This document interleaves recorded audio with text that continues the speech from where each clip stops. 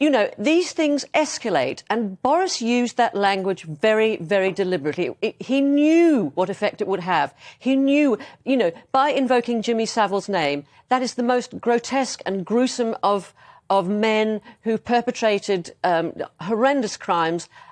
As Dawn said earlier, I think 500 victims, all of whom have been traumatised by the whole of things. And he did this just to save his own skin. And I believe pumped up by Rees-Mogg, who sat there and went, "Ooh, yeah," when Boris did it. And it's all just a game. And it's not a game. These are people's lives. David Amos's life, Joe Cox's life, Keir Starmer's life. And you may say that's overreacting, but nobody knew at the time that David Amos was going to be murdered. Nobody knew at the time that Joe Cox was being stalked by somebody from the kind of a far right. Yes, but in those cases, we're talking about terrorists, Nina. This was a group of protesting hecklers. But the thing is, the more it goes on, the more people are affected by it. And people say, there's no smoke without fire. OK, well, Nina, let me ask you this then. Why did the media not lead on the mob that surrounded Jacob Rees-Mogg and his sons, screaming all sorts of things at him? What about when Ian Duncan Smith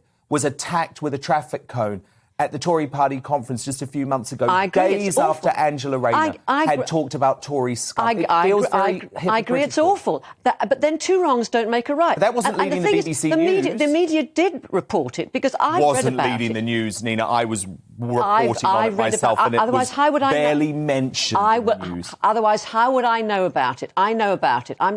So people know about these things, but two wrongs don't make a right.